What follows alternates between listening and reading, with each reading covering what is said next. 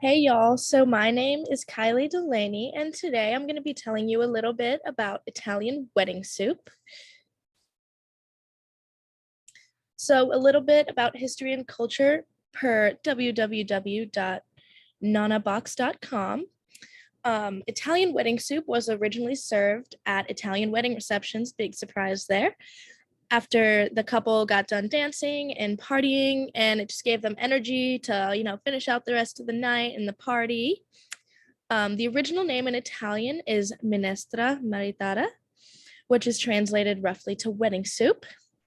So this soup was started out as a peasant dish because it was mostly made with leftover meats most of the time, and it usually consisted of pork or sausage meatballs. They added this into a broth with green or slightly bitter vegetable like chicory, cabbage, escarole, chard, spinach, endive, and or lettuce. So this has definitely changed over the years too. You'll see once we hit ingredients that a lot of the greens are different, and we've added a few other things. So when pasta became commercialized and more affordable, that also became a frequently added ingredient to Italian wedding soup. Big surprise there. We love our pastas. And in parts of Italy, like Bagnoli or Pino, they also add a salami into the mix that is made of pork intestines and stomach. Yummy. Nutrient composition. This is per one serving of 244 grams of Italian wedding soup, and this is per www.nutritionvalue.org. So there's about 171 calories, 6.5 grams of fat, 12 grams of protein, 6 grams of carbohydrates, 3.7 grams of sugar, 2 grams of dietary fiber, complex carbohydrate, 2.5 grams of saturated fat, 39 milligrams of cholesterol, some vitamin A, 6.8 milligrams of vitamin C, 0.24 microkilograms of vitamin D, 1.76 milligrams of iron, 92.72 milligrams of calcium, and 325 milligrams of potassium. That's a lot to keep track of. So, relationship to disease, I chose the positive side of this because there is a lot of vitamins in Italian wedding soup. And this is per www.healthline.com and centrum.com. So, Italian wedding soup is rich in vitamins and minerals. So, great source of vitamin C, D, and A. Vitamin C is well known for reducing the risks of chronic illness because it's an antioxidant. I'm sure you've heard that word before. It helps boost your immune system. Vitamin C can increase your blood antioxidant levels by up to 30%, which is a lot. It can also help manage high blood pressure because it relaxes blood vessels. Vitamin D helps maintain your bone strength. So without enough of this, your bones can end up releasing calcium that keeps them strong, and it can lead to several issues such as osteoporosis in adults, and that is not a fun one. Finally, vitamin A can help maintain good vision, normal immune system, and organ function, and helps with the development of babies in the womb. Another thing, ingredients. So I got all of my ingredients at Kroger or my friend's pantry. Thank you, Brinley, for that.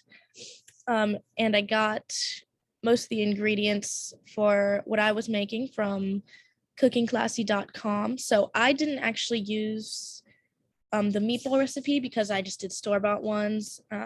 Her oven is a little iffy, so we didn't want to use it. So not a real Italian there. But so for the eggs, you see, one large egg, or for the meatballs, sorry, a large egg, some chopped fresh chives, chopped fresh sage, cloves of garlic minced, 85 or 90% lean ground beef, and that's really important for the taste, as I have made meatballs before. Some sweet or hot Italian sausage, obviously removed from the casings, that'd be yucky. Some grated, basically Parmesan, some Italian seasoned breadcrumbs, and salt. That's a really important one. And then for the soup, there's some olive oil, yellow diced onions, carrots, celery, chicken broth, and beef broth. Don't use low sodium. Some water, bay leaf, salt, white or black pepper, pasta of your choosing, spinach, and Parmesan for serving. So the agriculture behind this, mostly the greens. So I got this from almanac.com and krishijagran.com. So first, the carrots, which are grown in ground. They grow in loose sandy soil during cooler periods of the growing season. So this includes spring and fall because they can't really tolerate the frost. They'll die in that. They take about 2 to 4 months to mature and require full sun exposure and a neutral soil pH. Celery, which grows as a root. So in cooler regions, celery needs to be planted in early spring, while in warmer regions, it needs to be planted mid to late summer. So it requires full or part sunlight to grow in a neutral soil pH. When put into soil, do not cover the seeds, but firm them into place, and they should grow just fine. Next, we've got bay leaf, which is grown on trees. They should be grown in full sunlight as well and protected from cold winds and frost, and should be grown in a warm and moist region. They grow best in well-drained soil with lots of organic matter like manure in a weed-free field. The trees should be planted in the summer. And finally, spinach, which is also a leaf, needs to be grown in a moderate temperature, about 32 to 60 degrees Fahrenheit. And it takes about 40 to 50 days to harvest and has to be grown in sandy soils because it drains earlier and warms quicker. Also grows best in northern areas if planted at the beginning of September. Next, we've got preparation. So this is per cookingclassy.com. So for the meatballs, if you're doing them self, unlike me, you get your ingredients together in a bowl. So you beat the egg with the chives, sage, and garlic. Then you'll add your ground beef, sausage, cheese, breadcrumbs, and salt. And then you'll mash that all together. And then when you're done, you roll the mixture into about tablespoon-sized balls, about 1 inch in diameter, and put them on a greased oven-safe rack. That's an important part. And then you bake 15 to 18 minutes or until lightly browned and cooked through. And then you'll set those aside to start with the soup. Courtesy of my friend's stove, pots, spoons, and cooking supplies. She has been great with me about this class, letting me use her kitchen because, I live in a dorm, so I don't have access to one. So you'll start out by heating olive oil in a large pot over medium heat, and you'll add onions, carrots, and celery. So you'll cook, keep stirring until the vegetables are softened. That'll take about 8 minutes. Add the chicken broth, beef broth, water, wine if you have it. You don't have to. Bay leaf, salt, and pepper, and continue cooking and stirring until you reach a boil. And that's when you'll add the pasta and cook that uncovered at a gentle boil for about 8 to 10 minutes or until the pasta is al dente. Next, you'll reduce the heat to low and add spinach and meatballs into your mix. You'll let that simmer for a few minutes until the spinach is wilted and the meatballs are warmed through. And then you ladle it into a bowl and serve with some parm. So how I liked tasting it. It has a lot of different components for sure and different textures and tastes, but the dissolve of the greens, the crunch of the carrots, the chew of the pasta, and the super soft bite into the meatball from sitting in that broth added a lot of flavor. I was kind of scared to try it just because it looked a little wacky, the dish I made, but I enjoyed it. Obviously from the picture you'll see it did not look very fancy or neat as the recipes online, but those always look better than they turn out. Doesn't really affect the taste though. I obviously haven't mastered it yet, but I think I had the flavors well balanced. I thought I was going to have to add some salt for more flavor, but just adding more broth did the trick.